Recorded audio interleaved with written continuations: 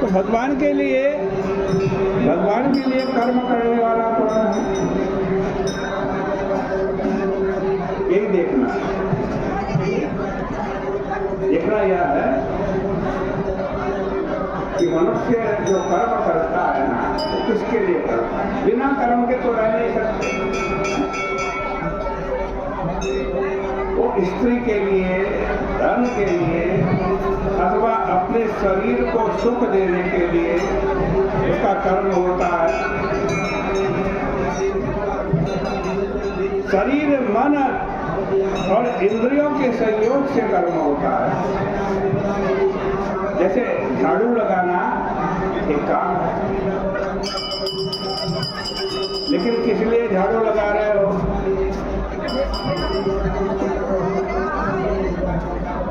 क्या इसलिए लगा रहे हो कि झाड़ू लगाने से पैसे मिलेंगे?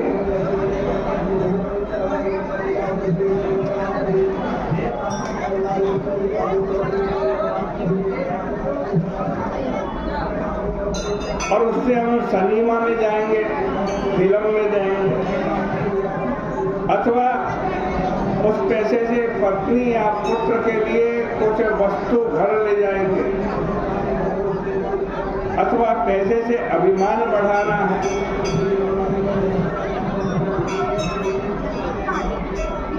बहुत से लोग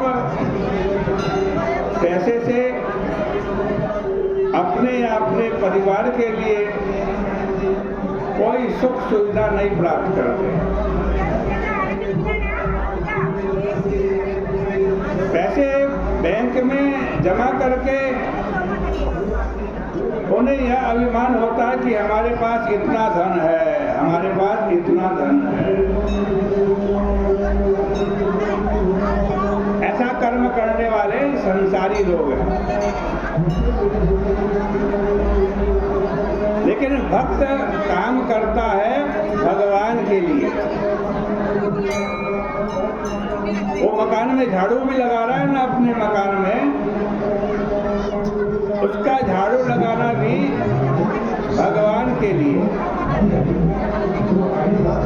सभी रूपों में भगवान ही है। वे किसी रूप में यहाँ आए तो उनके चरणों में कोई कांटा, कंकड़, धूली न लगे, उन्हें अस्वच्छ स्थान प्राप्त न हो, इसलिए वो झाड़ू लगाता है। तो ये क्या हुआ? यह निष्काम कर्म योग हुआ। ठीक है, मत परवा।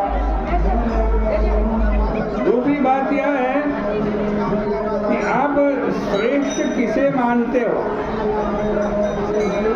आपका भरोसा किस पर है? विश्वास और भरोसा ईश्वर पर होना चाहिए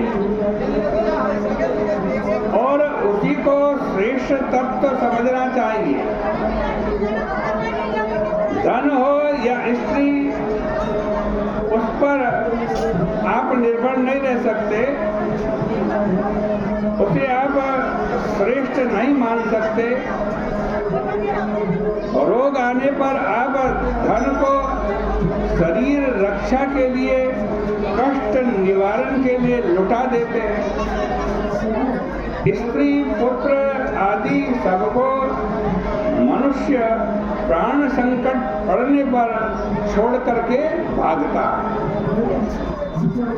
अतः आप देखें कि आपने जीवन में सबसे बड़ी वस्तु किसको माना? प्रार्थना क्या है? कि प्रकृष्ट वस्तु को प्राप्त करने की इच्छा करना। भक्त वह है जो भगवान को ही सबसे श्रेष्ठ मानता है, भगवान पर ही भरोसा करता है। इस प्रकार यह शरणागति का निरूपण है। आगे कह रहे हैं मद भक्ता, आपका प्रेम कहाँ है? कि किससे करते हैं? भक्त केवल भगवान से प्रेम करता है। उसका स्त्री, पुत्र, धन, यश तथा देह में जिसका प्रेम है, इनमें वह संसारी है। यहाँ तक कि ये तीनों बातें भगवान के संबंध में कही गई हैं। अब आगे की दो बातें संसार के संबंध में कही गई हैं। संग वर्जिता, कहते आसक्ति कहीं मत करो। संसार के किसी पदार्थ या प्राणी में राग करोगे तो फंसोगे। फिर करें निर्वैरः सर्वभूतेषु, संपूर्ण जितने भी दुनिया के प्राणी हैं उनसे वैरहीन रहो। एक वृक्ष होता है जिसका फल बेर, बेर का वृक्ष देखा है, बद्री फल भी कहते हैं। इस वृक्ष की लकड़ी की अग्नि दूसरी सब लकड़ियों से अधिक ताप देती है। अतः बहुत शीत लगने पर लोग बेर की लकड़ी को जलाकर ठंड दूर करते हैं। शीत निवारण के लिए बाहर बेर की लकड़ी अग्नि भले जला लो, कोई बात नहीं, किंतु हृदय में बेर की अग्नि जलाओगे तो सबसे पहले आपका हृदय जलेगा। अतः राग और द्वेष दोनों यहाँ मत करो। यह संसार माइक है, माइक अर्थात माया का। माइक माने माइका किसे कहते हैं आप जानकर? माइका किसे कहते हैं? पितृग्रह को। जैसे किसी लड़की का माइका पीहर पितृग्रह होता है। लड़की भले ही पिता के घर आए किंतु उसका वास्तविक घर तो पति का घर है। इसी प्रकार जीव का वास्तविक घर अपना स्थान परमात्मा का है। अतः वहीं हमें जाना है, यह दृढ़ निश्चय रखो। भैया आपको तो अपने घर में कौन से वस्त्र पहन कर जाना है? संतों ने प्राय साड़ी की चर्चा अपनी वाणियों में की है। बात यह है कि अंतःकरण की वृत्ति स्त्री भावापन्न है, चाहे वो पुरुष हो चाहे स्त्री हो। कोई ज्ञानी हो या योगी हो या मूर्ख हो या विद्वान हो, अंतःकरण की वृत्ति तो सबकी स्त्री भावापन्न है। जैसे लता वृक्ष के आश्रित होती है वैसे ही स्त्री पति के आश्रित होती है, वैसे ही वृत्ति आत्मा के आश्रित रहती है। अतः यह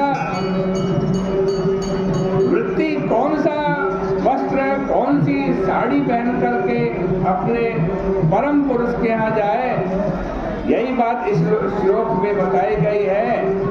चित्त में प्रीति होनी चाहिए। यह बात मद भक्त के द्वारा कही गई है। मन में भगवान का विश्वास तथा बुद्धि में भगवान ही सर्वोत्कृष्ट है, यह निश्चय होना चाहिए। यह बात मत परवह से बताई गई है। और शरीर से भगवान के लिए ही कर्म करो, यह मत कर्म कृत से सूचित किया गया है। भक्ति के इसी सूत्र की व्याख्या अगले 12वें अध्याय के अंदर भगवान करते हैं, जिसकी चर्चा कल आपके सामने करेंगे।